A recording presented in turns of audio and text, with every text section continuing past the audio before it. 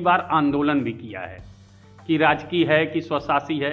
इस पे क्या कहेंगे? इस बजट में चंदौली के राजकीय को या स्वशासित को भी कुछ मिला है? देखिए बताता हूँ, अब इस पे बोलना चाहिए, बहुत बोल लिया और बोल बोल के मैं थक गया। अब मैं इस पे बोलना नहीं है। मैं वादा करता हूं कि ये पेड़ लगाया हूं मैं। जिस दिन विधायक बना, मैं सरकार में आया, ये स्वशासित को चेंज करके राजकीय कराने का काम मनोज करेगा।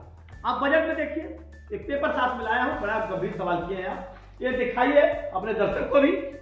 इसमें लिखा है, हमारे दयानंद जी जो दयाशंकर जी जो मंत्री हैं, विधायक हैं बलिया के, उन्होंने कहा है योगी आदित्यनाथ जी को आभार प्रकट किए हैं कि राजकीय मेडिकल कॉलेज के निर्माण के लिए, राजकीय मेडिकल कॉलेज निर्माण के लिए धन स्वीकृत होने पर माननीय मुख्यमंत्री जी को उन्होंने आभार प्रकट किया है। बलिया में यह राजकीय मेडिकल कॉलेज का निर्माण हो रहा है, लेकिन मैं दावे से कहता हूं कि आज बलिया वालों को समझ में आ रहा है कि राजकीय मिला है। 2 साल 3 साल 4 साल के बाद वो कॉलेज तैयार हो गया तो उस पर भी वोट स्वशासित का लगेगा। यह गुमराह, यही तो मैं कह रहा हूं कि भारतीय जनता पार्टी ब्रांडिंग करती है। जब चंदौली भी हुआ था तो चंदौली को राजकीय मेडिकल कॉलेज मिला, लेकिन सरकार में आते ही यही नहीं, नाम बदली, बाबा किनाराम मेडिकल कॉलेज। हम लोग खुश हो गए और बाबा किनाराम के नाम पर राजकीय शब्द हटा के स्वशासित लगा दिया। मैंने कहा था और आपके दर्शकों को भी कहूंगा कि आप YouTube पर, व्हाट्सएप पर जाइए, मेटा में एक आता AI, उस पे माइक से पूछिए, उसको दबा के पूछिए, कहिए कि राजकीय मेडिकल कॉलेज स्वशासित मेडिकल कॉलेज के खर्चे में क्या अंतर है, आपको पढ़ने को मिल जाएगा। आप देखिए, हमारी बात मत सुनिए, किसी की बात मत सुनिए, आप वो मेडिकल कॉलेज राजकीय और स्वशासित में जाके पूछिए कि इसमें खर्चे में क्या अंतर है। दबाइए, व्हाट्सएप सबके मोबाइल में है। लेकिन अभी तो सरकार और यहाँ के प्रिंसिपल जो आपके स्वशासी मेडिकल कॉलेज के हैं, उनका कहना है कि केवल 30,000 में बच्चों को शिक्षा मिल रही है। यही तो मैं कह रहा हूँ कि यही तो सरकार की पॉलिसी है। देखिए क्या होता है, जब जियो आया था कंपनी, तो लोगों को फ्री में दिया गया था सिम। याद होगा शायद, आप लोगों को भूल गए, हम लोग की याददाश्त बड़ी कमजोर होती है। हम लोग को जब जियो मिला, फ्री में मिला, 2 सिम 3 सिम हम लोग लेते थे, फ्री में लेते थे। दूसरे के सिमों को, एयरटेल को, वाडा के, और उस समय जो आइडिया के जितने सिमें थे, बीएसएनएल के सिमें, तो उसको फेंकने का काम हम लोग किए। Free free free free free.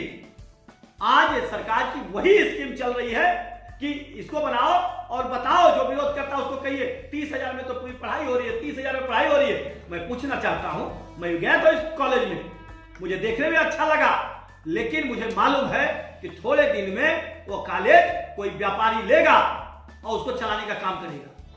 जैसे पंडित कमलापति त्रिपाठी जी हॉस्पिटल को मैंने जब लड़ा तो उसको अलग करने के लिए बात की कि हॉस्पिटल जब चालू हो जाएगा तो ये संबंध नहीं रहे, आज संबंध है, कल अलग हो जाएगा। ये पॉलिसी सरकार की बड़ी गंभीर है। यह हम लोगों को समझ में नहीं आता, आम जनता को कहां समझ में आएगा। यह देखिए, आप प्राइवेट हॉस्पिटल में धूम से जा रहे हैं क्योंकि सरकारी अस्पताल में डॉक्टर नहीं रहते हैं। सरकारी medical college, degree college, inter college में डॉक्टर नहीं रहते हैं, पढ़ाई प्रोफेसर नहीं रहते हैं, टीचर नहीं रहते हैं, तो इसीलिए वो प्राइवेट में जाते हैं और पढ़ने के लिए बच्चे मजबूरी में जाते हैं। सरकार कहती है कि मैं स्कूटी दूंगी, मैं लैपटॉप दूंगी। मैं पूछना चाहता हूं, मेधावी छात्र चंदौली में राजकीय के बच्चे कितने हैं? उनको क्यों नहीं आप पढ़ा रहे हैं? उनको तो अब मैं टीचर तक नहीं दे रहे हैं, आप साइंस के टीचर तक नहीं दे रहे हैं, और बात कर रहे हैं कि हम 1 लाख करोड़ का बजट शिक्षा पर दे रहे हैं। किसके लिए दे रहे हैं? प्राइवेट के लिए। यह दुर्भाग्य की बात है। तो क्या लगता है कि चंदौली में लड़कियों के शिक्षा साकार नहीं हो पाएगी? किसी भी कॉलेज में मुझे लेके चलिए, किसी भी कॉलेज में कोई खुला चैलेंज देता हूं। माननीय विधायक जी जो है भारतीय जनता पार्टी के नेता है, जो सरकार के नजदीक हैं या सरकार के मंत्री हैं, मुझे किसी भी कॉलेज में लेके चले और दिखा दे हमको। अन्यथा आप चलिए सहराजा में ही, तो मैं बालिका डिग्री कॉलेज बनवाया हूँ, इंटर कॉलेज में ही चलिए, बालिका डिग्री इंटर कॉलेज आपके बगल में ही चले, दिखा देते हैं आपकी स्थिति वहां क्या क्या है। रो रहे हैं प्रिंसिपल, रो रहे हैं टीचर, और रो रहे हैं बच्चे, और रो रहे हैं अभिभावक। अभिभावक सोचते हैं कि मैं इसमें क्यों एडमिशन करा दिया, और बच्चे सोचते हैं मैं इसमें एडमिशन क्यों ले लिया। और प्रिंसिपल को जब झाड़ू मारना पड़ेगा, मैंने अब क्या कहूं आपके चैनल पर, प्रिंसिपल तो यहां तक कही हमको कि विधायक जी हम लोगों को तो हफ्ते 10 दिन पर गंदा हो जाता है, तो टॉयलेट को साफ करना पड़ता है। अगर किसी बच्चे से करा देंगे, वो अपने घर जाके कह देगा तो घर वाले आके लड़ने लगेंगे। अगर कोई वीडियो बना लेगा तो मेरी नौकरी चली जाएगी। इसलिए क्या करें, हम खुद सफाई करते हैं।